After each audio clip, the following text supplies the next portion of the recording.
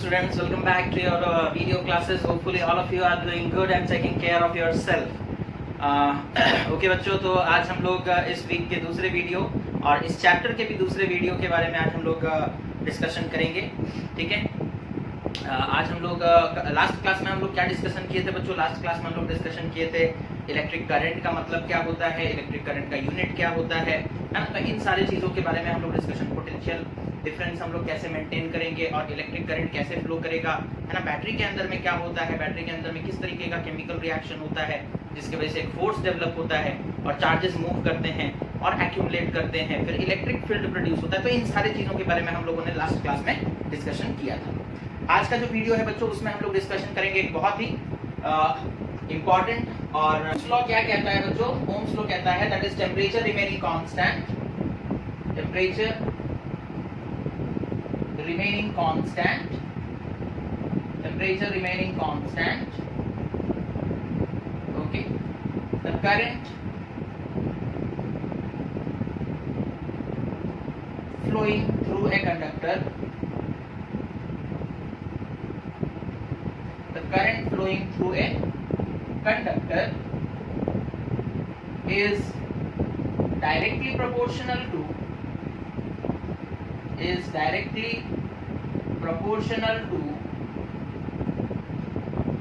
the potential difference across the conductor.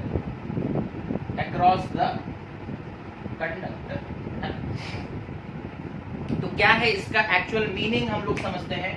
हम लोग अलग एग्जांपल्स लेकर के समझेंगे. ठीक है, जैसे सपोज कर लो, वो एग्जाम्पल हम लोग लेते हैं जो हम लोगों को ज्यादा अच्छे से समझ में आए. ठीक है, तो यहाँ पर देखो, जैसे सपोज कर लो बच्चों, हमने एक कंटेनर में, एक वेसल में वाटर ले लिया जिसका टेम्परेचर सपोज कर लो 50 डिग्री सेल्सियस है, और एक कंटेनर और एक वेसल में हमने वाटर ले लिया. ठीक है, ओके, और इसमें भी वाटर है बच्चों, और लेकिन इसमें टेम्परेचर 500 डिग्री सेल्सियस है. अच्छा, तो 500 डिग्री सेल्सियस में तो वाटर एग्जिस्ट नहीं करेगा. Suppose 100 degree Celsius, 100 degree Celsius. Okay, तो दोनों ही कंटेनर में बच्चों, दोनों ही वेसल में हमने वाटर लिया है, और एक का टेम्परेचर वाटर का 50 डिग्री सेल्सियस है, दूसरे का टेम्परेचर 100 डिग्री सेल्सियस है. अब सपोज कर लो आपने इस वेसल में अपना हाथ डाला, ठीक है, और इस वेसल के पानी में भी अपना हाथ डाला. ठीक है, अब देखो दोनों ही केस में हीट एनर्जी फ्लो करेगा from water to your body, because आपके बॉडी का नॉर्मल टेम्परेचर 37 डिग्री सेल्सियस है. कितना है? 37 डिग्री सेल्सियस. ओके, तो यहाँ पर जब आप 50 डिग्री सेल्सियस वाले पानी में हाथ डालोगे तो भी आपके अंदर हीट एनर्जी आएगा और आपको गर्म लगेगा. जब आप 100 डिग्री सेल्सियस वाले पानी में डालोगे तब भी हीट फ्लो होकर के आपके हाथ में जाएगा. तो दोनों ही केस में बच्चों एनर्जी फ्लो होकर के आपके हाथ में जाएगा. ठीक है, तो फ्लो तो होगा बिकॉज डिफरेंस है ना. हम लोग कल ही पढ़े थे, फ्लो होगा, flow will take place since there is difference in temperature. क्योंकि टेम्परेचर डिफरेंट है तो फ्लो तो होना है ना. बट अब अगर हम तुमसे पूछेंगे कि बताओ कौन से केस में ज्यादा हीट फ्लो होगा या फिर रेट ऑफ फ्लो किस में ज्यादा होगा, है ना, यानी कि हीट जल्दी जल्दी किस में फ्लो करेगा. तो यहाँ देखो, पानी का टेम्परेचर 50, तुम्हारे बॉडी का टेम्परेचर 37, डिफरेंस कितना है? डिफरेंस है 13 डिग्री सेल्सियस का डिफरेंस है बच्चों. यहाँ पर देखो, पानी का टेम्परेचर 100, तुम्हारे बॉडी का टेम्परेचर 37, डिफरेंस कितना है ना? डिफरेंस है 63 डिग्री सेल्सियस का, है ना. यहाँ बच्चों डिफरेंस है 13 डिग्री सेल्सियस का, यहाँ पर डिफरेंस कितना है? 63 डिग्री सेल्सियस का. डिफरेंस जितना ज्यादा होगा रेट ऑफ फ्लो उतना ज्यादा होगा. इस कंडीशन में आपके हाथ में जो हीट जाएगा बच्चों, आपको ज्यादा गर्म लगेगा, तुरंत एनर्जी आ जाएगा, है ना. तो रेट ऑफ फ्लो इस केस में ज्यादा होगा, because why? Difference is more. तो ये चीज ध्यान में रख लो कि डिफरेंस अगर ज्यादा हुआ, difference is more than rate of flow will also be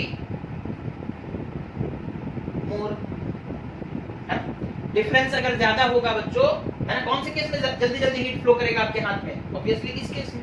because यहाँ पे डिफरेंस ज्यादा है। आपके बॉडी का टेम्परेचर 37, पानी का टेम्परेचर 100, यहाँ पर आपके बॉडी का टेम्परेचर 37, पानी का टेम्परेचर 50, तो यहाँ पर भी हीट फ्लो करेगा, यहाँ पर भी हीट फ्लो करेगा, लेकिन रेट ऑफ फ्लो किसमें ज्यादा होगा? इसमें होगा, बिकॉज डिफरेंस ज्यादा है। समझ में आ रहा है? तो difference is more than rate of flow will also be more. इस चीज को याद रखो। अब देखो इलेक्ट्रिसिटी में हम लोग इस चीज को कैसे ये करते हैं, है ना? ओम्स लॉ इलेक्ट्रिसिटी में इस चीज को कैसे हम लोगों को समझाता है? वो क्या कह रहा है देखो, कि अगर टेम्परेचर को कांस्टेंट रखेंगे तो जो करंट फ्लो करेगा एक कंडक्टर के थ्रू, वो किसके ऊपर डिपेंड करेगा? Directly proportional to the potential difference. देखो यहाँ पे दो डायग्राम हम फिर बना रहे हैं। अभी वाटर वाला एग्जांपल हम लोग देखे थे, वो इलेक्ट्रिसिटी का एग्जांपल नहीं है। For example means for making you clear, वो बस हम तुम्हें कांसेप्ट समझाने के लिए बता रहे थे, है ना? सपोज कर लो एक वायर है बच्चों, ठीक है? एक वायर हम ले लिए और एक वायर लेते हैं, दो वायर्स ले लेते हैं, ठीक है? दो वायर्स लिए, है ना? दोनों का सपोज लेंथ, इसका भी लेंथ L है, इसका भी लेंथ L है, इसका जो एरिया है ये सपोज कर लो A है, इसका जो एरिया है सपोज कर लो ये भी A है, यानी कि दोनों का थिकनेस लेंथ सब बराबर है, ठीक है? अब हमने क्या किया ना, इस वायर को सपोज हम कनेक्ट कर देते हैं एक 3 वोल्ट वाले बैटरी से, है ना? अच्छा, और इस वायर को सपोज हम कनेक्ट कर देते हैं एक 24 वोल्ट वाले बैटरी से, ठीक है? अब वो क्या कह रहा है, ओम्स लॉ क्या कहता है? वो कहता है कि इसमें जो करंट फ्लो होगा, है ना, ऑब्वियसली जैसे ही हम लोग कनेक्ट कर देंगे इधर बैटरी, तो करंट फ्लो होना स्टार्ट हो जाएगा, है ना? करंट फ्लो होना स्टार्ट हो जाएगा, है कि नहीं? दोनों ही केसेस में करंट तो फ्लो होगा डेफिनेटली, बट ओम्स लॉ क्या कहता है देखो, वो कहता है जो करंट फ्लो होगा इसमें भी होगा, इसमें भी होगा, थ्रू ए कंडक्टर, है ना? कितना करंट फ्लो होगा वो डायरेक्टली डिपेंड करता है पोटेंशियल डिफरेंस पे, है ना? इसमें सपोज कर लो करंट फ्लो हुआ बच्चों I1, और इस केस में जो करंट फ्लो हुआ बच्चों वो दैट इज I2। अब तुम बता सकते हो कहां पे करंट ज्यादा होगा? यहाँ देखो कंडक्टर, ये कंडक्टर है, इसके अक्रॉस कितना पोटेंशियल डिफरेंस है? 24 वोल्ट का। ये एक कंडक्टर है, इसके अक्रॉस कितना पोटेंशियल डिफरेंस है? 3 वोल्ट का। तो 3 वोल्ट वाला बैटरी आप लगाए एक कंडक्टर के अक्रॉस, और यहाँ 24 वोल्ट वाला बैटरी आप लगाए एक कंडक्टर के अक्रॉस, तो जो करंट फ्लो होगा वो किस पे डिपेंड करता है? पोटेंशियल डिफरेंस पे, है ना? कंडक्टर के अक्रॉस पोटेंशियल डिफरेंस कितना है, ठीक है? जितना ज्यादा होगा पोटेंशियल डिफरेंस उतना ज्यादा होगा करंट, है ना? More is the potential difference, more will be the current. समझ में आ रहा है? तो जितना ज्यादा होगा पोटेंशियल डिफरेंस, यानी कि इस केस में ज्यादा करंट फ्लो करेगा, यानी कि ज्यादा चार्ज फ्लो करेगा, बिकॉज पोटेंशियल डिफरेंस ज्यादा है। इस केस में कम करंट फ्लो करेगा, यानी कि कम चार्ज फ्लो करेगा पर सेकंड, बिकॉज पोटेंशियल डिफरेंस कम है। तो ओम्स लॉ यही कहते थे, वो कहते थे जो करंट फ्लो करेगा एक कंडक्टर के थ्रू वो डायरेक्टली डिपेंड करता है किस पे? पोटेंशियल डिफरेंस पे। जहां पोटेंशियल डिफरेंस ज्यादा होगा वहां करंट ज्यादा होगा, जहां पोटेंशियल डिफरेंस कम हो गया वहां करंट भी कम हो जाएगा, ठीक है? तो बड़ा ही सिंपल सा उनका लॉ है, okay? That is I is proportional to V, है ना? I is proportional to V, okay? जो करंट है वो डायरेक्टली प्रोपोर्शनल है किस पे? वोल्टेज पे, ठीक है? अच्छा, इसे हम लोग ऐसे भी लिख सकते हैं V is directly proportional to I। अगर करंट ज्यादा है मतलब वोल्टेज भी ज्यादा होगा, है ना? वाइस वर्सा तो हम लोग बोल ही सकते हैं ना। अगर हम बोलेंगे कि करंट जो है मतलब वोल्टेज ज्यादा होगा तो करंट ज्यादा होगा, वोल्टेज कम होगा तो करंट कम होगा, इसका मतलब यही है। अब यहाँ पर देखो करंट ज्यादा है मतलब वोल्टेज ज्यादा होगा, करंट कम है मतलब वोल्टेज कम होगा, ठीक है? तो डायरेक्टली प्रोपोर्शनल वाला रिलेशन है, डायरेक्टली प्रोपोर्शनल वाला रिलेशन है। अब याद करो तुम लोगों को हम बहुत पहले से बताते हुए आ रहे हैं, जैसे हम लिखेंगे 20 इज प्रोपोर्शनल टू 5, 5 जो है वो 20 का फैक्टर है ना? प्रोपोर्शनल क्या है? Proportional, okay? 20 is proportional to 5। अब इसे इक्वल टू बनाने के लिए 20 इज इक्वल टू 4 into 5 हम लोग लिखते हैं। यहाँ पर 4 क्या है? एक कांस्टेंट है। 4 क्या है? एक कांस्टेंट है। तो प्रोपोर्शन का मतलब होता है बच्चों कि इन दोनों के बीच में रिलेशन है। प्रोपोर्शन का सिंबल क्या समझाता है कि ये इस क्वांटिटी और इस क्वांटिटी के बीच में रिलेशन है। 20 इज रिलेटेड टू 5, है? समझ में आ रहा है? इक्वल टू का मतलब है कि इधर का क्वांटिटी और इधर का क्वांटिटी बराबर है, ठीक है? तो प्रोपोर्शन को इक्वेशन बनाने के लिए हमें एक कांस्टेंट मल्टीप्लाई करना पड़ता है जिसे हम लोग प्रोपोर्शनैलिटी कांस्टेंट कहते हैं, है ना? तो ये एग्जांपल तुम लोगों को 11 से दिया जा रहा है। अब यहाँ देखो V is proportional to I, इसे हम लोग ऐसे लिख देते हैं V is equals to I into R, where R is a constant, R is a constant known as resistance, known as equal to बनाने के लिए एक कांस्टेंट मल्टीप्लाई करना पड़ता है, और यहाँ पर एक कांस्टेंट क्या है ना, उस कांस्टेंट को हम लोग क्या कहते हैं ना, रेजिस्टेंस कहते हैं। क्या कहते हैं? रेजिस्टेंस। तो यहाँ से देखो R का वैल्यू क्या हो जाएगा, R will be equal to V by I, है ना, क्योंकि R कांस्टेंट है तो V बाई I भी कांस्टेंट होगा, है ना, तो V by I is also a constant, V by I is also a constant. इसका मतलब फिर क्या है वो भी हम लोग एग्जांपल के थ्रू समझेंगे, ठीक है। देखो V is equal to IR आ गया, R is equal to V by I आ गया, है ना। अब हम लोग देखो एक सेटअप करते हैं, ठीक है, और समझने का कोशिश करते हैं कि R इज ए कांस्टेंट, इसका मतलब क्या है, ठीक है। यहाँ देखो हम क्या करेंगे बच्चों, एक सेल ले लिए, यहाँ सपोज कर लो एक एमीटर लगा दिए। एमीटर का काम क्या होता है, करंट मेजर करना, है ना। ओके, यहाँ पर सपोज कर लो एक, अच्छा ऊपर का हम ये मिटा रहे हैं, यहाँ पर सपोज कर लो हम एक रेजिस्टर लगाते हैं,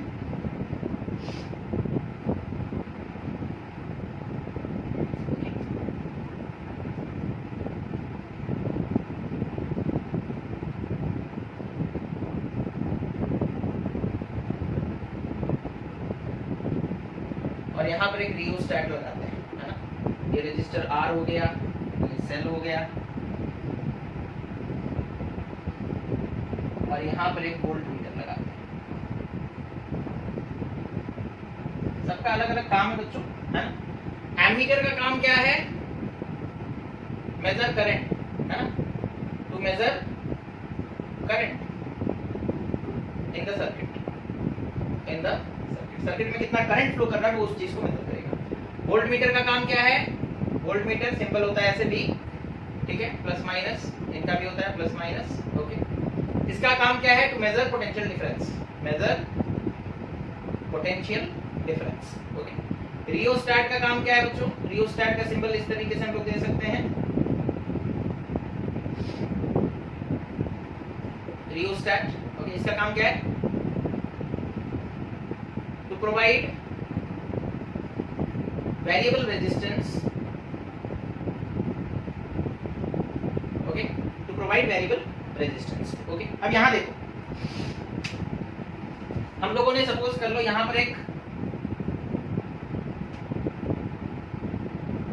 सेल लगाया जिसका पोटेंशियल डिफरेंस V है, ठीक है, या फिर सपोज कर लो एक वैल्यू ले लो 24 वोल्ट है, ठीक है, अच्छा 24 वोल्ट। अब सपोज कर लो जब 24 वोल्ट का 24 वोल्ट का आपने यहाँ पर सेल लगा दिया, ठीक है। अब यहाँ पर एक रियोस्टैट के पॉइंटर को यहाँ पर रखा, ठीक है, रियोस्टैट के पॉइंटर को यहाँ पर रखा, ठीक है। उस वक्त आप देखो कि वोल्ट मीटर का रीडिंग कितना आ रहा है और एमीटर का रीडिंग कितना आ रहा है ना।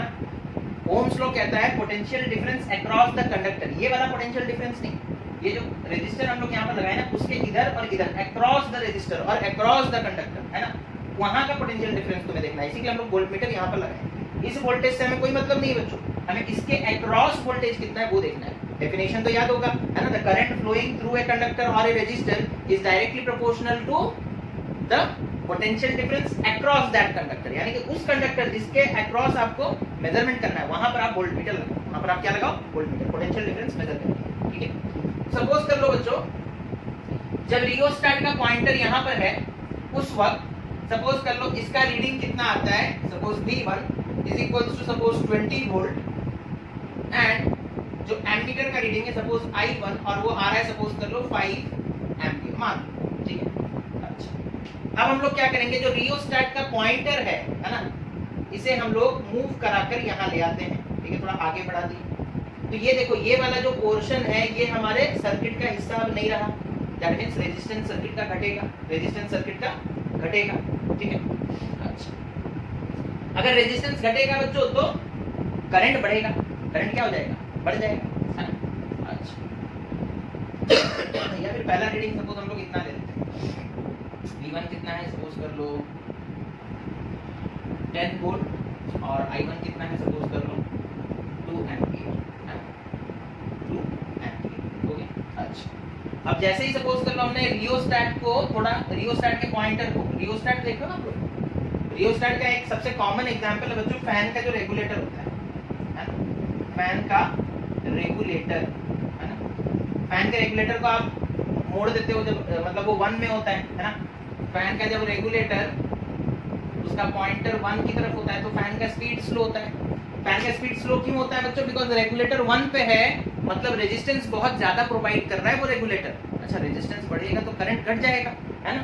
तो इसी के लिए जब रेगुलेटर का पॉइंटर 1 में होता है तो करंट घट जाता है और फैन के पास जाने वाला करंट कम होता है, जिसकी वजह से फैन का स्पीड कम होता है। जैसे ही आप पॉइंटर को मोड़ करके 2 पर ले आते हो, फैन के रेगुलेटर के पॉइंटर को घुमाते हो और 2 पर ले आते हो, ठीक है, तो रेजिस्टेंस घटता है ना। रेजिस्टेंस घटेगा तो करंट बढ़ेगा बच्चों, और करंट जब ज्यादा पहुंचेगा फैन तक तो फैन थोड़ा स्पीड घूमेगा।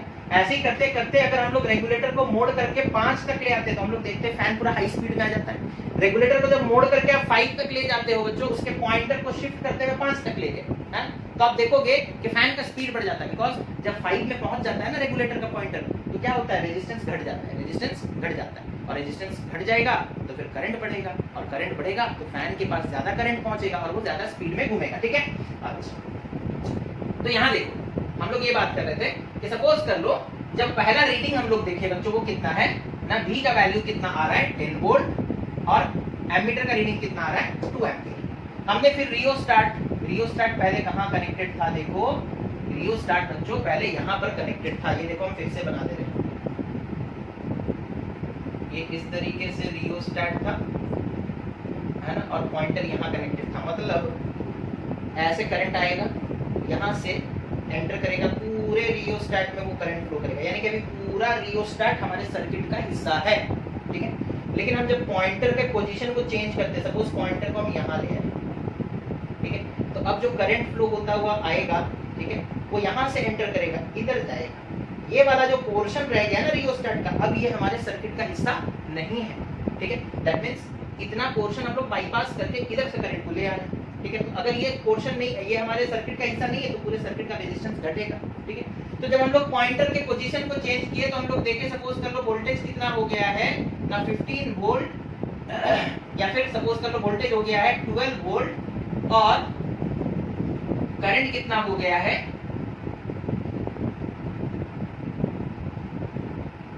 15 ही ले लेते हैं, 15 वोल्ट, और करंट कितना हो गया 3 एम्पीयर। करंट कितना हो गया 3 एम्पीयर, ठीक है। ये दूसरा रीडिंग हम लोग लिए हो, है ना, ये दूसरा रीडिंग हम लोग लिए।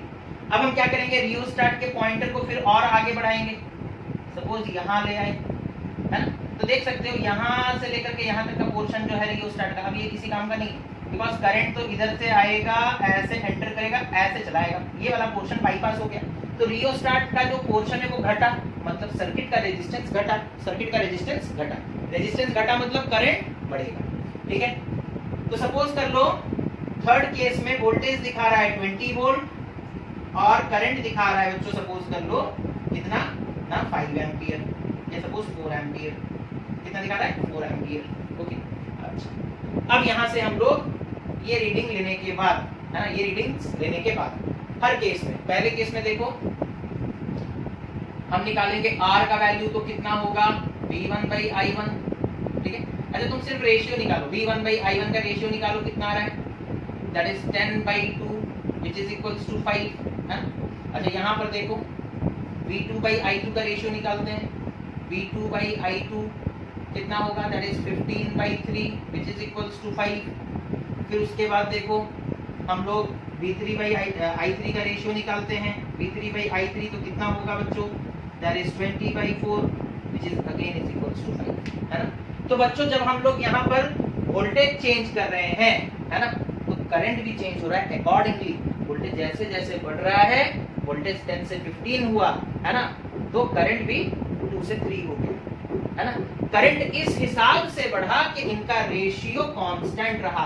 पहले वाले में रेशियो कितना आया था 5 आया था, जब तुमने वोल्टेज को बढ़ाकर 15 कर दिया तो करंट 2 से बढ़कर 3 हो गया, ताकि रेशियो बच्चों कितना रहे 5 ही रहे, ठीक है। अगेन जब हमने वोल्टेज बढ़ाकर 20 वोल्ट किया, रियोस्टेट के पॉइंटर को चेंज करके ऑब्वियसली हम लोग ये सारा काम कर रहे हैं, जब हमने वोल्टेज बढ़ाकर 20 वोल्ट कर दिया तो करंट बढ़ करके 3 से 4 हो गया, ताकि रेशियो जो है अभी भी 5 ही रहे, तो रेशियो चेंज नहीं होता। जैसे जैसे हम लोग वोल्टेज बढ़ाएंगे करंट भी अकॉर्डिंगली बढ़ेगा, उसी प्रोपोर्शन में बढ़ेगा, ताकि उनका रेशियो कांस्टेंट हो। और ये जो रेशियो है बच्चों, ये हमें क्या बताता है, रेजिस्टेंस। दैट मींस ये रेजिस्टेंस का वैल्यू कितना है 5 ओम, कितना है 5 ओम, ये कांस्टेंट है। वोल्टेज तुम बढ़ाओ घटाओ उससे उसको कोई मतलब नहीं है ना, तुम वोल्टेज बढ़ाओगे तो करंट बढ़ जाएगा और रेशियो 5 ही रहेगा इस एग्जांपल के हिसाब से। अगर हम वोल्टेज बढ़ाएंगे तो करंट उसी हिसाब से उसी मैनर में बढ़ेगा बच्चों, और करंट मतलब रेशियो अभी भी 5 ही रहेगा। और इसी रेशियो को तो हम लोग कहते हैं कांस्टेंट रेजिस्टेंस, है ना, इसी को हम लोग क्या कहते हैं रेजिस्टेंस, और ये कांस्टेंट होता है। तो resistance of A given wire is constant when at constant temperature, जब टेंपरेचर चेंज नहीं करना है। अगर वायर का टेंपरेचर तुम चेंज कर दिए तो फिर रेजिस्टेंस चेंज हो जाएगा, है ना।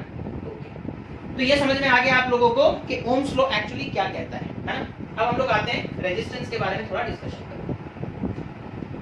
रेजिस्टेंस है क्या, रेजिस्टेंस किन किन चीजों पर डिपेंड करता है ना, इन सारे चीजों के बारे में हम लोग बात करेंगे। ओके, तो सबसे पहले रेजिस्टेंस है क्या। रेजिस्टेंस हम लोग ओम्स लॉ के हिसाब से तो देख लिए कि वो एक कांस्टेंट क्वांटिटी है, वो वोल्टेज और करंट पे डिपेंड नहीं करता। वोल्टेज चेंज करोगे करंट ऑटोमेटिकली चेंज हो जाएगा, लेकिन उन दोनों का रेशियो हमेशा कांस्टेंट रहेगा, और उसी रेशियो को हम लोग रेजिस्टेंस कहते हैं। उसी रेशियो को हम लोग क्या कहते हैं, रेजिस्टेंस कहते हैं। लेकिन क्वालिटेटिव मैनर में अगर हमसे कोई पूछेगा रेजिस्टेंस क्या है, तो हम उसे क्या बोलेंगे, है ना। रेजिस्टेंस को समझने का और एक तरीका देखो क्या है ना, it is the opposition, it is the opposition, it is the opposition offered to the flow of current, to the flow of current through a conductor. It is the opposition offered to the flow of current through a conductor. ठीक है, एक conductor के थ्रू जब current flow होता है बच्चों, तो कुछ ऑपोजिशन उसे मिलता है, उसी ऑपोजिशन को हम लोग क्या कहते हैं ना, रेजिस्टेंस कहते हैं। उसी ऑपोजिशन को हम लोग क्या कहते हैं, रेजिस्टेंस कहते हैं। ठीक है, so resistance is what, it is the opposition offered to the flow of current through a conductor. Conductor के थ्रू जब करंट फ्लो होगा तो कुछ ऑपोजिशन मिलेगा, उसी ऑपोजिशन को हम लोग क्या कहते हैं ना, रेजिस्टेंस कहते हैं। देखो कैसा ऑपोजिशन, सपोज कर लो बच्चों ये एक कंडक्टर है, ठीक है। अच्छा, हम लोगों ने ये बात किया था कि इसमें क्या होते हैं, फ्री इलेक्ट्रॉन्स होते हैं जो रैंडमली इधर, है ना, कंडक्टर है मतलब उसमें फ्री इलेक्ट्रॉन्स होंगे, जिसमें जितना ज्यादा फ्री इलेक्ट्रॉन होगा वो उतना अच्छा कंडक्टर बनेगा, है ना। और कंडक्टर में बच्चों फ्री इलेक्ट्रॉन्स रैंडमली इधर उधर मूव करते रहते हैं, ठीक है।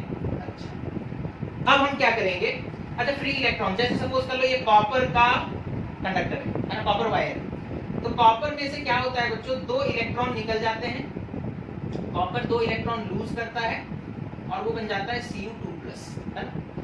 तो फ्री इलेक्ट्रॉन्स मतलब कॉपर के एटम से, सपोज कर लो यहाँ एक कॉपर का एटम था, उससे 2 इलेक्ट्रॉन, ये एक इलेक्ट्रॉन और ये एक इलेक्ट्रॉन, 2 इलेक्ट्रॉन निकल गए और वो फ्री हो गए। तो अगर कॉपर से 2 इलेक्ट्रॉन निकल जाएंगे तो Cu2+ भी तो बनेगा, एक पॉजिटिव आयन भी तो बनेगा, है कि नहीं। दैट मींस बीच बीच में पॉजिटिव आयंस भी प्रेजेंट है बच्चों, है ना, क्योंकि इलेक्ट्रॉन्स एटम से निकल गए हैं तो आयंस बन गए हैं, है ना। पॉजिटिव आयन भी बना है, नेगेटिव आयन भी बना है, यानी कि इलेक्ट्रॉन्स भी प्रोड्यूस हुए हैं, और इलेक्ट्रॉन अगर निकल जाएंगे किसी एटम से तो वो एटम तो आयन बन जाएगा, है ना, पॉजिटिव आयन बन जाएगा। तो बीच बीच में ये कॉपर 2+ के आयंस बने हुए हैं। लेकिन याद रखोगे ये जो पॉजिटिव चीज है ये लोकलाइज्ड है, ये मूव नहीं कर सकता, है ना। और जो इलेक्ट्रॉन्स है वो फ्री क्यों कहलाते हैं, बिकॉज वो मूव कर सकते हैं, है ना। तो इतना तक समझ में आ गया आप लोगों को। हम लोगों ने एक कॉपर का वायर लिया, फिर हम लोगों ने ये कंसेप्ट बताया कि जो मेटल्स होते हैं उनके पास ह्यूज अमाउंट का फ्री इलेक्ट्रॉन होता है। जैसे कॉपर एक मेटल है तो उसके पास बहुत सारे फ्री इलेक्ट्रॉन्स हैं। फ्री इलेक्ट्रॉन्स कहाँ से आए होंगे, कॉपर के एटम से ही इलेक्ट्रॉन्स निकले होंगे, है ना। जैसे कॉपर का एटम है, ठीक है, कॉपर के एटम से ही बच्चों, कॉपर के एटम के आउटर मोस्ट सेल से 2 इलेक्ट्रॉन्स निकल गए। सपोज ये कॉपर का एटम है, इधर से निकल गए तो कॉपर का एटम क्या बन जाएगा, Cu2+ बन जाएगा, है। तो पॉजिटिव आयन Cu2+ के आयंस बीच बीच में प्रेजेंट है, बीच बीच में प्रेजेंट है। अच्छा, अब इतना चीज समझ में आ गया, यानी पॉजिटिव चीज जो है वो लोकलाइज्ड है, यानी कि फिक्स्ड है, वो मूव नहीं कर सकता, और जो इलेक्ट्रॉन्स है वो लोग मूव कर सकते हैं, फ्री है, ठीक है। अब मैं क्या करूंगा बच्चों ना, इस वायर को, इस कंडक्टर को एक सेल के साथ जोड़ दूंगा, ठीक है। इस तरीके से एक सेल के साथ जोड़ दिया है, ठीक है। अब फिर से हम यहाँ अंदर का मिटाकर फिर से बता रहे हैं अब क्या होगा। तो अभी तक तो बच्चों हम लोग देख रहे थे इलेक्ट्रॉन्स रैंडमली इधर उधर घूम रहे थे, है ना? लेकिन अब क्या होगा ना, जो इलेक्ट्रॉन्स रैंडमली इधर उधर घूम रहे थे बच्चों, अब वो लोग एक पर्टिकुलर डायरेक्शन में, ये वो पॉजिटिव आयंस हैं जो अपनी जगह पर फिक्स्ड हैं, और बाकी जो इलेक्ट्रॉन्स हैं वो इस तरीके से अरेंज हो जाएंगे, है ना? सब पॉजिटिव टर्मिनल की तरफ भागने के लिए तैयार है ना? सबने तैयारी कर ली है कि भागना है। अब तो पोटेंशियल डिफरेंस लगा दिया गया, सॉरी मार्कर गिर गया। ओहो, तो यहाँ देखो, अब हमने एक सेल लगा दिया है, यानी कि एक पोटेंशियल डिफरेंस लगा दिया है, और पोटेंशियल डिफरेंस लगा दिया मतलब करंट फ्लो होना स्टार्ट हो जाएगा, है ना? नेगेटिव टर्मिनल से इलेक्ट्रॉन निकल कर जाएगा, नेगेटिव टर्मिनल से इलेक्ट्रॉन निकल कर यहाँ पहुंचा, दरवाजा खटखटाया, है ना? दरवाजा तो नहीं है, यहाँ पर कंडक्टर्स है ना? तो इलेक्ट्रॉन यहाँ से निकल कर जाएगा बच्चों। जब यहाँ पर इलेक्ट्रॉन पहुंचेगा, अंदर में भी इलेक्ट्रॉन है, इधर से नेगेटिव टर्मिनल से इलेक्ट्रॉन निकल कर गया, इलेक्ट्रॉन को क्या करेगा? रिपेल करेगा। तो ये अंदर में जो इलेक्ट्रॉन्स हैं वो इधर से आने वाले इलेक्ट्रॉन्स के द्वारा एक रिपल्सन फील करेंगे, और उस रिपल्सन की वजह से ये लोग भागना स्टार्ट करेंगे इधर। लेकिन भागते वक्त देखो क्या होगा, ये इलेक्ट्रॉन जैसे आगे बढ़ेगा, ये पॉजिटिव चार्ज उसे अट्रैक्ट करने लगेगा, उसे क्या करने लगेगा? अट्रैक्ट। फिर वो थोड़ा जैसे ही इसके एरिया को क्रॉस करके, बिकॉज पीछे से तो इलेक्ट्रॉन्स आ रहे हैं नेगेटिव टर्मिनल से निकलकर, वो लोग कॉन्स्टेंटली उसे पुश कर रहे हैं, है ना? नेगेटिव टर्मिनल के पास बच्चों क्या होता है? इलेक्ट्रॉन्स होते हैं, बैटरी हम लोग पढ़ चुके हैं ऑलरेडी। नेगेटिव टर्मिनल के पास एक्सेस इलेक्ट्रॉन्स हैं, वहां से इलेक्ट्रॉन्स निकल कर आ रहे हैं, और इधर जैसे ही इलेक्ट्रॉन पहुंचेंगे तो अंदर वाले इलेक्ट्रॉन को क्या होगा? एक रिपल्सन फील होगा, इलेक्ट्रॉन को रिपेल करता है। तो अंदर में जो इलेक्ट्रॉन है वो भागेगा आगे की तरफ, लेकिन ये पॉजिटिव चार्ज उसे रोकने का कोशिश करेगा, अट्रैक्ट करेगा, लेकिन पीछे से इलेक्ट्रॉन आ रहा है तो रुक नहीं सकता, है ना? लेकिन ये अट्रैक्ट करेगा, इसके मूवमेंट को, इस इलेक्ट्रॉन के मूवमेंट को ये पॉजिटिव चार्ज क्या करेगा? स्लो डाउन कर देगा, अपोज करेगा, आगे बढ़ने से रोकने का कोशिश करेगा, है ना? अब समझ में आ रहा है? इलेक्ट्रॉन्स के मूवमेंट को अपोजिशन मिल रहा है या नहीं? ये पॉजिटिव चार्जेस उसे आगे बढ़ने से रोकने का कोशिश कर रहे हैं या नहीं, है ना? इसी से बच्चों क्रिएट होता है रेजिस्टेंस, है ना? यही तो है रेजिस्टेंस। चार्जेस को आगे बढ़ने से, यानी कि करंट को फ्लो होने से रोका जा रहा है। कौन रोक रहे हैं? ये पॉजिटिव आयंस जो प्रेजेंट है वो लोग रोकने का कोशिश कर रहे हैं। जितना ज्यादा रोकेंगे उतना ज्यादा रेजिस्टेंस होगा, जितना कम रोकेंगे उतना कम रेजिस्टेंस होगा। समझ में आ रहा है? तो इलेक्ट्रॉन्स के फ्लो को रोकने का, यानी कि अपोज करने का कोशिश किया जा रहा है, लेकिन वो रुक नहीं रहे, बिकॉज पीछे से इलेक्ट्रॉन्स आ रहे हैं। ज्यादा इलेक्ट्रॉन्स आ जाएंगे तो वो लोग ज्यादा रिपेल करेंगे, तो अल्टीमेटली इनको आगे बढ़ना ही है। लेकिन ये रुक रुक कर जाएंगे, मतलब एक ही स्पीड में एक्सेलरेट करके नहीं भाग जाएंगे, थोड़ा स्पीड गेन करेंगे, फिर पॉजिटिव चार्ज अट्रैक्ट करेगा, फिर वो स्लो हो जाएंगे, है ना? बिकॉज अट्रैक्शन हो रहा है। ये सपोज कर लो, ये इलेक्ट्रॉन देखो, एक इलेक्ट्रॉन को हम लोग दिखाते हैं, एक इलेक्ट्रॉन इधर से क्रॉस कर रहा था, ये पॉजिटिव चार्ज अट्रैक्ट किया, पीछे से एक इलेक्ट्रॉन आया, वो रिपेल कर रहा है, तो ये रुकेगा नहीं, है ना? आगे बढ़ता रहेगा, लेकिन यहाँ पर इस पोर्शन में उसका स्पीड स्लो हो जाएगा, बिकॉज ये अट्रैक्ट कर रहा है। जैसे ही यहाँ से आगे बढ़ेगा फिर स्पीड बढ़ेगा उसका, फिर जैसे इसके पास पहुंचेगा फिर से ये पॉजिटिव चार्ज अट्रैक्ट करेगा, है ना? So the opposition offer to the flow of current, है ना? जब करंट फ्लो कर रहा है, यानी कि जब चार्जेस फ्लो करे, चार्ज फ्लो करेगा तभी तो करंट बनेगा। जब चार्जेस फ्लो कर रहे हैं, जब इलेक्ट्रॉन्स फ्लो कर रहे हैं, या पॉजिटिव या नेगेटिव चार्जेस फ्लो कर रहे हैं, तो उनको कोई अपोज कर रहा है, उसी अपोजिशन का नाम रेजिस्टेंस है, उसी अपोजिशन का नाम रेजिस्टेंस है। तो होपफुली आप लोगों को कांसेप्ट समझ में आ गया होगा रेजिस्टेंस का, ठीक है? अब हम लोग बात करेंगे बच्चों factors on which resistance of a conductor depends, है ना?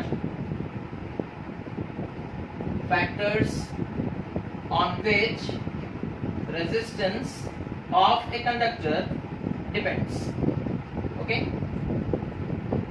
Factors on which resistance of a conductor depends. Now the factors on which the resistance of a conductor depends, ठीक है? बड़ा ही आसान सा चीज है। देखो बच्चों, अभी हम लोग कंसेप्ट ऑफ रेजिस्टेंस समझ रहे थे, है ना? सपोज कर लो हम एक इतना बड़ा रेजिस्टर लेते हैं, मतलब एक कंडक्टर लेते हैं, ठीक है, कॉपर का, ओके? और सपोज कर लो हम एक इतना बड़ा कॉपर का कंडक्टर लेते हैं, ठीक है? अच्छा, अब एक इलेक्ट्रॉन को, है ना, यहां से ट्रैवल करते करते यहां तक पहुंचना है, ठीक है? बीच में पॉजिटिव आयंस भी आएंगे, कौन आएगा? पॉजिटिव आयंस आएंगे। अच्छा, और सपोज कर लो एक इलेक्ट्रॉन को यहां से ट्रैवल करते करते यहां तक पहुंचना है, तो बीच में ज्यादा पॉजिटिव आयंस आएंगे, बीच में ज्यादा पॉजिटिव आयंस आएंगे ना। अब आप बता सकते हो, हम लोग कॉपर का ही दोनों वायर लिए हैं बच्चों, है ना, दोनों का एरिया भी सेम है। सपोज इसका एरिया ए है, इसका एरिया भी ए है, लेकिन इसका लेंथ ज्यादा है, इसका लेंथ कम है, ठीक है। और हमने बोला सपोज कर लो एक इलेक्ट्रॉन को यहां से यहां पहुंचना है, और इस केस में इलेक्ट्रॉन को यहां से यहां पहुंचना है। अब आप देख करके ही जान सकते हो कि यहाँ क्योंकि लेंथ कम है, तो जब वो यहां से यहां जाएगा, मान लो सिर्फ 3 पॉजिटिव आयंस उसे रोकेंगे, अपोज करेंगे, रोक तो नहीं पाएंगे, अपोज करेंगे। वो यहां से जब आगे बढ़कर यहां जाना चाहेगा तो ये लोग उसे रोकने का कोशिश करेंगे, अपोज करेंगे, लेकिन अपोजिशन इस केस में बढ़ जाएगा क्योंकि लेंथ ज्यादा है। तो इसको यहां से यहां पहुंचते पहुंचते ज्यादा पॉजिटिव आयंस को पास करना पड़ेगा, तो ज्यादा अपोजिशन मिलेगा। तो resistance is directly proportional to length of the conductor. Length ज्यादा होगा तो रेजिस्टेंस ज्यादा होगा, है ना। ऐसे नहीं समझ में आ रहा है? आप देखो एक और तरीका, ठीक है। फिजिक्स में यही तो अच्छा है कि हम लोग अलग अलग तरीके से समझा सकते हैं। सपोज कर लो बच्चों एक रास्ता है, इतना चौड़ा इतना लंबा, ठीक है, एक रास्ता है। और सपोज कर लो दूसरा रास्ता हम लोग लेते हैं बच्चों, सपोज कर लो वो इतना लंबा है, चौड़ाई सेम है लेकिन इसका लंबाई ज्यादा है, ठीक है। अच्छा, सपोज कर लो इस रास्ते में इस तरीके से ऐसे ऐसे गड्ढे हैं, है ना। रास्ते में गड्ढे होते हैं, ऑब्वियसली होते हैं सर, है ना। कौन सा रास्ता आजकल सही है सर? हर रास्ते में गड्ढे हैं, है ना। तो सपोज कर लो रास्ते में इस तरीके से गड्ढे हैं, ओके। यहाँ पर जितने डिस्टेंस में गड्ढे हैं, इस रोड में भी उतने ही डिस्टेंस में गड्ढे हैं। सपोज कर लो इस तरीके से गड्ढे हैं,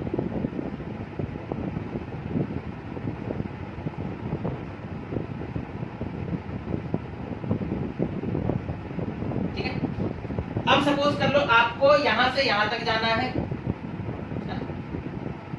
और दूसरे रास्ते में आपको यहां से यहां तक जाना है, ठीक है। अच्छा बताओ, आपको यहां से यहां मूव करना है, सपोज कर लो ये डिस्टेंस कितना है 50 मीटर, और यहां से यहां मूव करना है, सपोज ये डिस्टेंस कितना है 200 मीटर, है। अच्छा, इस रोड का डिस्टेंस 50 मीटर है, इस रोड का डिस्टेंस 200 मीटर है, ठीक है। लेकिन जब आप यहां से यहां मूव करोगे बच्चों, तो आपको इन गड्ढों के वजह से मूव करने में अपोजिशन मिलेगा, है ना। क्या मिलेगा? अपोजिशन मिलेगा। दैट मींस जब आप यहां से यहां मूव करोगे तो क्या होगा, आपका स्पीड कंटिन्यूअसली स्लो होता रहेगा, गड्ढे आते रहेंगे, तो आप धीरे धीरे मूव करोगे, है ना। अच्छा ठीक है। लेकिन जब आप यहां पे मूव करते हो, है ना, यहां पे जब मूव करते हो, क्योंकि आपको ज्यादा डिस्टेंस कवर करना है, तो आपको ज्यादा गड्ढे मिलेंगे अपोज करने के लिए, है ना। समझ में आ रहा है? तो गड्ढों का जो संख्या है, that is the potholes present in the road are in same manner, है ना। जितने डिस्टेंस में यहाँ पर गड्ढे हैं, उतने ही डिस्टेंस में यहाँ पर भी गड्ढे हैं, लेकिन क्योंकि ये लेंथ ज्यादा है, तो यहाँ से यहाँ मूव करने में आपको ज्यादा प्रॉब्लम होगा, ज्यादा रेजिस्टेंस मिलेगा, ज्यादा ऑपोजिशन मिलेगा बाय दिस पॉट होल्स, है ना। लेकिन इस केस में क्योंकि डिस्टेंस ही कम जाना है आपको, तो आपको कम रेजिस्टेंस मिलेगा। समझ में आ गया? तो रेजिस्टेंस ज्यादा कब होगा? जब लेंथ ज्यादा है। रेजिस्टेंस कम कब होगा? जब लेंथ कम है। तो हम लोग बोल सकते हैं resistance is directly proportional to length. अब आते हैं, पहला फैक्टर समझ में आ गया। पहला फैक्टर क्या है बच्चों? That is resistance is directly proportional to length of the conductor. Resistance is directly proportional to length of the conductor, है ना। मतलब क्या है? सपोज कर लो एक कंडक्टर है जिसका लेंथ L है, और सपोज हमें बोला गया है उसका रेजिस्टेंस 20 ओम है। एक कंडक्टर है जिसका लेंथ L है और उसका रेजिस्टेंस 20 ओम है। हमें बोला गया उसी कंडक्टर का अगर हम लोग एक पीस लेते हैं जिसका लेंथ 3L है, तो उसका रेजिस्टेंस कितना होगा? लेंथ 3 गुना बढ़ा है बच्चों, रेजिस्टेंस भी 3 गुना बढ़ जाएगा, 60 ओम हो जाएगा, खत्म। Resistance is directly proportional to length of the conductor. I hope ये चीज क्लियर हो गया आपका। उसके बाद आते हैं, resistance is inversely proportional to area. Resistance is inversely proportional to area of the conductor, है ना। Resistance is inversely proportional to area of the conductor. देखो कैसे, सपोज कर लो, अब रास्ते से ही समझ जाएंगे।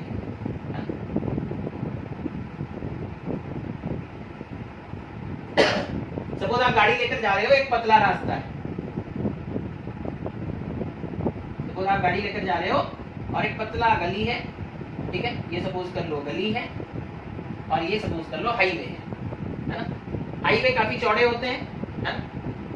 तो आप समझ गए होंगे, रास्ता पतला एरिया कम तो फिर रेजिस्टेंस ज्यादा, है ना?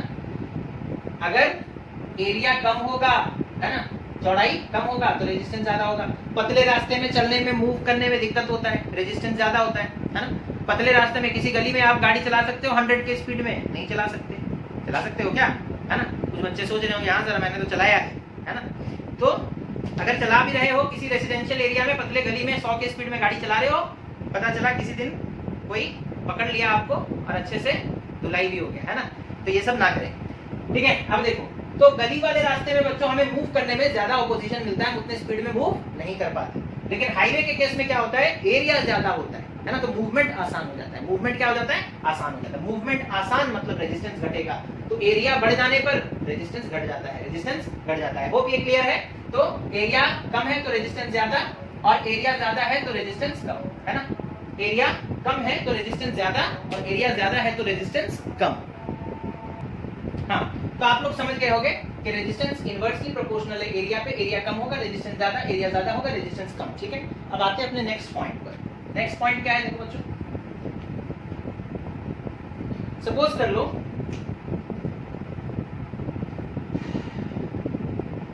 हम एक वायर लेते हैं बच्चों, सपोज कर लो किसका है, आयरन का बना हुआ है, ठीक है? आयरन Fe, ठीक है? इसका एरिया सपोज कर लो A है, इसका लेंथ सपोज कर लो L है, ठीक है? लेंथ सपोज कर लो क्या है, L।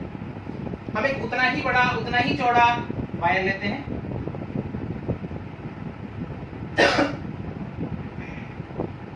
हम एक उतना ही बड़ा उतना ही चौड़ा वायर लेते हैं बच्चों, ठीक है? सपोज कर लो ये वायर का एरिया भी A है और इसका लेंथ भी L है, सेम लेंथ सेम एरिया।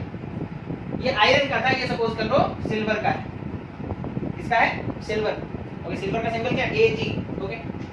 अब हम लोग जब एक्सपेरिमेंट करते हैं बच्चों, है ना, तो हम लोग देखते हैं कि सिल्वर उतना रेजिस्टेंस नहीं देता, है ना? सिल्वर का रेजिस्टेंस कम है, रेजिस्टेंस लो, और उतना ही बड़ा उतना ही चौड़ा आयरन का वायर लेते हैं और उसका रेजिस्टेंस जब हम लोग मेजर करते हैं तो देखते हैं उसका रेजिस्टेंस हाई है ना, उसका रेजिस्टेंस ज्यादा है। तो अब यहाँ पर क्या क्या मतलब क्या डिफरेंस क्या है, लेंथ सेम ले लिए, एरिया सेम ले लिए, इसमें भी लेंथ जितना, इसका भी लेंथ उतना, इसका एरिया जितना, इसका भी एरिया उतना ही। तो किस चीज में डिफरेंस है, मटेरियल का डिफरेंस है। ये अलग मटेरियल है, ये अलग मटेरियल है ना? दोनों में अलग अलग तरह के मटेरियल्स हैं। इसमें बच्चों फ्री इलेक्ट्रॉन्स कम होते हैं, फ्री इलेक्ट्रॉन्स कम होते हैं, है ना, कम होते हैं। और जो सिल्वर है उसका मटेरियल का प्रॉपर्टी है, कैरेक्टर है कि इसमें बहुत सारे फ्री इलेक्ट्रॉन्स होते हैं, फ्री इलेक्ट्रॉन्स का कंसंट्रेशन बहुत ज्यादा होता है, हाई होता है। और हमने बोला था जितने ज्यादा फ्री इलेक्ट्रॉन्स, चार्ज कैरियर्स जितने ज्यादा होंगे, करंट उतना ज्यादा होगा, रेजिस्टेंस उतना कम होगा, ठीक है? तो यहाँ देखो, मटेरियल डिफरेंट होने से सेम लेंथ सेम एरिया का दो डिफरेंट मटेरियल हम लोग लिए और चेक किए तो ये पता चला दोनों का रेजिस्टेंस डिफरेंट है। तो ये एक मटेरियल वाला बिहेवियर है, ये एक इंट्रिंसिक बिहेवियर है, ये उस पर्टिकुलर मटेरियल का खुद का कैरेक्टरिस्टिक बिहेवियर है ना? हर एक मटेरियल का अपना खुद का यूनिकनेस होता है बच्चों। आयरन और सिल्वर में जब हम लोग कंपैरिजन कर रहे हैं तो हम लोग ये देख रहे हैं कि आयरन का रेजिस्टेंस ज्यादा, उतना ही लेंथ उतना ही एरिया आयरन का लिए, उसका रेजिस्टेंस ज्यादा पाया गया, उसके मटेरियल का वो प्रॉपर्टी है। सिल्वर के केस में हम लोग अगर लेते हैं तो देखते हैं कि उसके मटेरियल का प्रॉपर्टी डिफरेंट है ना? उसके मटेरियल का सेम लेंथ सेम एरिया का वायर लिया गया, उसका रेजिस्टेंस कम है ना? इस प्रॉपर्टी को समझाने के लिए हम लोग एक वर्ड लेकर आते हैं, that is resistivity. Resistivity symbol क्या है, रॉ, है ना? इसका रेजिस्टिविटी कम है, इसका रेजिस्टिविटी ज्यादा है ना? तो resistance is directly proportional to resistivity of that substance. Resistivity बच्चों जिसका ज्यादा होगा उसका रेजिस्टेंस ज्यादा होगा, रेजिस्टिविटी जिसका कम होगा उसका रेजिस्टेंस कम होगा। और रेजिस्टिविटी किस पे डिपेंड करता है, resistivity depends upon the nature of material. कौन सा मटेरियल के बारे में आप बात कर रहे हो, नेचर ऑफ मटेरियल। और ये फिक्स्ड होता है बच्चों, है ना? जैसे सिल्वर का एक पर्टिकुलर अमाउंट का रेजिस्टिविटी है, आयरन का एक पर्टिकुलर अमाउंट का रेजिस्टिविटी है, कॉपर का एक पर्टिकुलर अमाउंट का रेजिस्टिविटी है। Different materials they have different amount of resistivity, different materials they have different amount of resistivity. तो रेजिस्टिविटी किस पे डिपेंड करता है? Nature of material. Material change कर दोगे रेजिस्टिविटी चेंज हो जाएगा, लेकिन एक गिवन मटेरियल का रेजिस्टिविटी फिक्स्ड होगा, है ना? एक गिवन मटेरियल का रेजिस्टिविटी फिक्स्ड होगा। ऑब्वियसली टेंपरेचर कांस्टेंट होना चाहिए, अदरवाइज टेंपरेचर चेंज करोगे तो सब चेंज हो जाएगा। ओम्स लॉ के स्टार्टिंग में ही हम लोग बोले टेंपरेचर रिमेनिंग कांस्टेंट। ये सारा चीज कब होगा? जब टेंपरेचर कांस्टेंट रहेगा। टेंपरेचर चेंज कर दोगे सारा खेल बर्बाद हो जाएगा, ठीक है? तो रेजिस्टिविटी दैट इज रॉ, है ना? सिंबल क्या है? Raw, RHO, raw. Okay, it depends upon the nature of the material and for a given material, एक दिए गए मटेरियल के लिए एक दिए गए टेम्परेचर पर रेजिस्टिविटी फिक्स्ड होता है। For a given material and at a given temperature the resistivity of that substance is fixed. Okay, तो ये चीज समझ में आ गया होगा आप लोगों को। रेजिस्टेंस 3 फैक्टर पर डिपेंड करता है बच्चों। अब इन तीनों फैक्टर्स को हम लोग मिला देते हैं। तो हम लोग जो पढ़ रहे हैं कांस्टेंट टेम्परेचर के लिए पढ़ रहे हैं। अगर आप बोलोगे सर टेम्परेचर ही चेंज कर दिया जाए तो ओम्स लॉ तो वैलिड नहीं होगा, लेकिन फिर भी अगर आप पूछोगे अगर टेम्परेचर चेंज करने से क्या होता है, वो एक स्पेशल केस करके हम लोग पढ़ लेते हैं ना। अगर टेम्परेचर कांस्टेंट ना हो तो क्या होगा? Temperature is not constant, then what will happen? ठीक है, temperature is not constant, then what will happen to resistance? ना रेजिस्टेंस ऑफ कंडक्टर्स इंक्रीजेस, ये बस याद रख लो, resistance of temperature conductor increases with increase in temperature, with increase in temperature. इसको अगर आप समझना चाहते हो तो देखो बच्चों, ऐसे एक रास्ता है, इसमें आप जा रहे हो, है ना? एक रास्ता है, इसमें आप जा रहे हो, अचानक से आग लग गया, है ना? अब बोलोगे सर ये कैसा एग्जांपल दे रहे हैं आप, है ना? तो समझने के लिए दे रहे। देखो अचानक से आग लग गया, आग से टेम्परेचर बढ़ता है ना? तो इसीलिए हम आग बोल रहे हैं। सपोज आप एक रास्ते में जा रहे हो, यहाँ पर बहुत सारे गड्ढे भी हैं, है ना? आप जा रहे थे, बचते बचते जा रहे थे, अचानक आग लग गया। जैसे आग लगेगा तो आप इधर उधर भागना स्टार्ट करोगे, और जब भागना स्टार्ट करोगे बच्चों तो गड्ढे में गिरने के चांसेस, यानी कि टकराने के, कॉलिजन के चांसेस बढ़ जाएंगे। यानी जब इलेक्ट्रॉन आगे मूव करता रहता है ना? जब इलेक्ट्रॉन आगे मूव करता रहता है और अचानक से अगर हम टेम्परेचर बढ़ा देंगे तो इलेक्ट्रॉन क्या हो जाएगा? रैंडमली मूव करने लगेगा, इधर उधर भागने लगेगा। और रैंडमली मूव किया मतलब कॉलिजन बढ़ जाएगा बच्चों, टकराना बढ़ जाएगा। और टकराना, कॉलिजन बढ़ा, कॉलिजन इंक्रीज कर जाएगा, कॉलिजन इंक्रीज किया तो रेजिस्टेंस इंक्रीज कर जाएगा। क्या इंक्रीज कर जाएगा? रेजिस्टेंस इंक्रीज कर जाएगा। समझ में आ रहा है? होपफुली समझ में आ गया होगा। तो टेम्परेचर अगर हम लोग बढ़ाएंगे, resistance of a conductor increases with increase in temperature, okay, and it decreases with decrease in temperature. Temperature घटा दोगे तो रेजिस्टेंस घट जाएगा, ठीक है? तो इसके बारे में और हम लोग इतना डिस्कशन नहीं करेंगे, ठीक है? टेम्परेचर कांस्टेंट नहीं होगा तो क्या होगा वो बता दिया गया, ठीक है? अब इन तीन चीजों को देखो, क्योंकि हम लोग ओम्स लॉ के हिसाब से पढ़ रहे हैं तो टेम्परेचर कांस्टेंट मानकर चल रहे हैं, तो उस हिसाब से देखेंगे तो रेजिस्टेंस 3 फैक्टर्स पर डिपेंड करता है, हालांकि 4 है, टेम्परेचर पे भी डिपेंड करता है, ठीक है? हम लोग ऑलरेडी बात कर चुके हैं इसके बारे में। इन तीन चीजों को जोड़ो, R is proportional to L, sorry, R is proportional to rho L by A। इसके साथ डायरेक्टली प्रोपोर्शनल है, इसके साथ डायरेक्टली प्रोपोर्शनल है, तो ये दोनों न्यूमरेटर में है। इसके साथ इनवर्सली प्रोपोर्शनल है तो ये डिनोमिनेटर में है। ये कहां है? डिनोमिनेटर में। R is proportional to rho L by A and R is equal to rho L by A। अब आप बोलोगे सर यहाँ पर तो आप कोई कांस्टेंट मल्टीप्लाई नहीं किया। देखो ऑलरेडी कांस्टेंट एक मल्टीप्लाई हो करके है ना? ऑलरेडी एक कांस्टेंट मल्टीप्लाई हो करके है, दैट इज रेजिस्टिविटी, है ना? That is resistivity, okay? तो ये रेजिस्टेंस का एक नया फार्मूला आ गया बच्चों, that is resistivity, resistance is equal to resistivity into length divided by area, divided by area, ठीक है? अच्छा, वायर्स जनरली कैसे होते हैं? सिलिंड्रिकल होते हैं, और सिलिंड्रिकल वायर का एरिया सर्कुलर होता है, यानी कि एरिया का फार्मूला पाई आर स्क्वायर होगा, है ना? तो एरिया की जगह पाई आर स्क्वायर पुट करोगे, इस चीज को ध्यान में रखो, ठीक है? बिकॉज जब भी क्वेश्चन आएगा, रेडियस दिया होगा, डायमीटर दिया होगा, आप बोलोगे सर यहाँ तो रेडियस और डायमीटर दे दिया, आप हम लोग एरिया कैसे निकालेंगे? तो याद रखो वायर्स जनरली सिलिंड्रिकल शेप के होते हैं और उनका क्रॉस सेक्शन सर्कुलर होता है, तो सर्कल का एरिया का जो फार्मूला है वायर की क्रॉस सेक्शन के एरिया का फार्मूला वही है, ठीक है? तो ये हो गया बच्चों, resistance is equal to rho L by A, ठीक है? अब रेजिस्टेंस का यूनिट देखो क्या है? यूनिट ऑफ रेजिस्टेंस, ठीक है? ओम्स लॉ से हमें पता चलेगा यूनिट ऑफ रेजिस्टेंस। हम लोग ओम्स लॉ में पढ़े R is equals to V by I। V का यूनिट क्या है? वोल्ट। I का यूनिट क्या है? एम्पियर। तो रेजिस्टेंस का यूनिट क्या हो जाएगा ना, वोल्ट एम्पियर इनवर्स, है ना, या फिर वोल्ट बाई एम्पियर ऐसे लिखते हैं। बहुत बच्चे इनवर्स लिखने से कतराते हैं, सोचते हैं ये क्या लिख दिया सर। तो रेजिस्टेंस का यूनिट क्या है, वोल्ट बाई एम्पियर। और बच्चों वोल्ट बाई एम्पियर को, क्योंकि ओम्स लॉ ने काफी ज्यादा इसमें रिसर्च किया, काफी मेहनत किया, तो वोल्ट बाई एम्पियर को ओम कहा गया। और ओम का सिंबल क्या है बच्चों, इस तरीके से, है ना, this is the symbol of ohm. Okay, तो रेजिस्टेंस का सिंबल क्या है, रेजिस्टेंस का यूनिट क्या है, वोल्ट पर ampere, which is known as ohm. तो 1 volt by 1 ampere is equals to 1 ohm, है ना, इज इक्वल्स टू 1 ओम। ठीक है, तो 1 ओम डिफाइन कर सकते हो। अगर हम तुमसे पूछेंगे व्हाट इज 1 ओम रेजिस्टेंस, तो तुम बोलोगे if A potential difference of 1 volt is applied across a conductor, यानी कि एक कंडक्टर के अक्रॉस, अगर सपोज कर लो हम लोग 1 वोल्ट लगा देते हैं, एक कंडक्टर के अक्रॉस सपोज कर लो हम लोग 1 वोल्ट लगा देते हैं, ठीक है, और मान लो उसमें करंट कितना फ्लो करता है ना, 1 एम्पियर, तो हम लोग बोलेंगे कि उस कंडक्टर का रेजिस्टेंस कितना है ना, 1 ohm. If 1 volt of potential is applied across the conductor such that 1 ampere of current flows through it, then we can say that the resistance of that conductor is 1 ohm. Okay, समझ में आ गया 1 ohm का definition क्या है। अब देखो resistivity,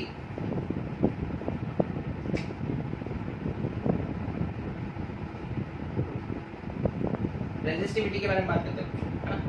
तो R is equals to rho L by A, that implies rho is equals to R into A by L।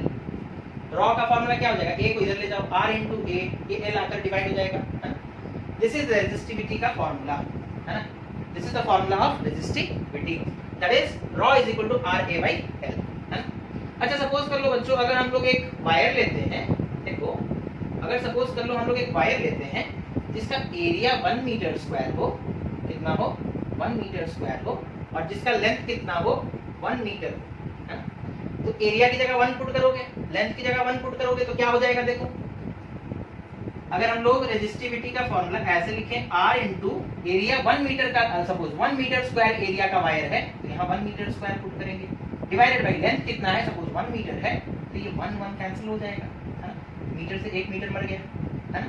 तो रेजिस्टिविटी क्या हो गया ना, resistivity is equals to R into meter, है ना। अच्छा, तो रेजिस्टिविटी का वैल्यू रेजिस्टेंस के बराबर हो जाता है ना, यूनिट अलग होगा ऑब्वियसली, मीटर मल्टीप्लाई होगा, लेकिन जो वैल्यू है resistivity is equal to resistance, है ना। रेजिस्टिविटी को डिफाइन कैसे करेंगे, resistivity is equal to resistance, ठीक है। अब देखो यहाँ पर और कुछ वेरिएबल बचा क्या, 1 1 तो कैंसिल हो गया ना, ठीक है, तो यहाँ पर रेजिस्टिविटी और रेजिस्टेंस बराबर हो गए, इधर कोई क्वांटिटी बचा नहीं, ये 1 और 1 कैंसिल हो गया, ठीक है, ये वाला चीज कैंसिल हो गया है, तो resistivity is equal to resistance हो गया, है ना। तो resistivity is nothing but the resistance of, resistivity को हम कैसे डिफाइन करेंगे ना, रेजिस्टिविटी क्या है ना, resistivity is the resistance, resistivity क्या है ना, ये रेजिस्टेंस है किसका ना, resistivity is the resistance of a conductor of unit length and unit area of cross section, unit area of cross section, ठीक है। मतलब फिर से देखो हम लोग एक वायर लिए, एक कंडक्टर लिए जिसका एरिया 1 मीटर स्क्वायर है और लेंथ 1 मीटर है, तो उसका कुछ रेजिस्टेंस होगा, उसका रेजिस्टेंस जितना होगा उसी को हम लोग रेजिस्टिविटी कहेंगे, है ना। रेजिस्टिविटी क्या है ना, it is the resistance of a conductor having 1 meter square area and 1 meter length, है ना, समझ में आ रहा है। रेजिस्टिविटी क्या है, इट इज द रेजिस्टेंस, किसका रेजिस्टेंस ना, एक ऐसे कंडक्टर का जिसका एरिया 1 मीटर स्क्वायर हो और लेंथ 1 मीटर हो, है ना, लेंथ क्या हो 1 मीटर। अगेन मेरे साथ देखो, यहाँ पर बोलो रेजिस्टिविटी क्या है ना, it is the resistance, it is the resistance, किसका रेजिस्टेंस ना, एक ऐसे कंडक्टर का रेजिस्टेंस जिसका एरिया 1 मीटर स्क्वायर हो और लेंथ 1 मीटर हो। मतलब क्या है, जैसे सपोज कर लो हमें निकालना है resistivity of copper, copper wire का रेजिस्टिविटी कितना है, तो हम क्या करेंगे, एक कॉपर का वायर ले लेंगे जिसका एरिया 1 मीटर स्क्वायर हो, जिसका लेंथ 1 मीटर हो, उसका रेजिस्टेंस फाइंड आउट कर लेंगे और वही उसका रेजिस्टिविटी होगा। समझ में आ रहा है? फिर से देखो, जैसे सपोज हमें कॉपर का रेजिस्टिविटी निकालना है तो हम क्या करेंगे, कॉपर का एक वायर लेंगे, एक कंडक्टर लेंगे जिसका एरिया कितना हो 1 मीटर स्क्वायर हो, जिसका लेंथ कितना हो 1 मीटर हो, उसका रेजिस्टेंस फाइंड आउट कर लेंगे। रेजिस्टेंस जितना होगा उसी को हम रेजिस्टिविटी कहेंगे। तो resistivity is the resistance of a conductor having unit length and unit area of cross section. उसी तरीके से अगर हमें रेजिस्टिविटी ऑफ सिल्वर निकालना है तो हम क्या करेंगे, सिल्वर का एक वायर लेंगे, एक कंडक्टर लेंगे जिसका एरिया 1 मीटर स्क्वायर हो, लेंथ 1 मीटर हो और उसका रेजिस्टेंस निकाल लेंगे। जितना वैल्यू आएगा रेजिस्टेंस का, that is resistivity, that is resistivity. ठीक है, तो समझ में आ गया रेजिस्टिविटी क्या है? Resistivity is the resistance of a conductor having unit length and unit area of cross section. ठीक है, रेजिस्टिविटी का यूनिट क्या होगा, देखो resistivity R is equal to resistivity rho is equal to RL/A, sorry RA/L। ठीक है, R का unit क्या है बच्चों, ohm, area metre square divided by length metre, metre से 1 मीटर मर गया तो ओम मीटर, है ना। रेजिस्टिविटी का यूनिट क्या है बच्चों, ओम मीटर, है ना। तो होपफुली आप लोगों को ये वीडियो समझ में आ गया होगा। अगर नहीं समझ में आया तो एक दोबारा भी देख सकते हैं, है ना। और समझने का कोशिश करो बच्चों, थोड़ा मतलब बेसिक है ये, है ना। उतना ज्यादा कुछ हाई लेवल का भी पढ़ाई अभी तक नहीं आया है। बहुत ही बेसिक चीजों के बारे में हम लोग डिस्कशन किए, ओम्स लॉ, रेजिस्टेंस, रेजिस्टिविटी के बारे में डिस्कशन किए एंड हम अलग अलग तरीके से आप लोगों को समझाने का कोशिश भी कर रहे हैं। तो होपफुली आप लोगों को समझ में आएगा। इस वीडियो को देखने के बाद अगर कुछ डाउट्स अराइज करते हैं then you can send it to me through your WhatsApp. Okay, so thank you for watching the video, have a nice day.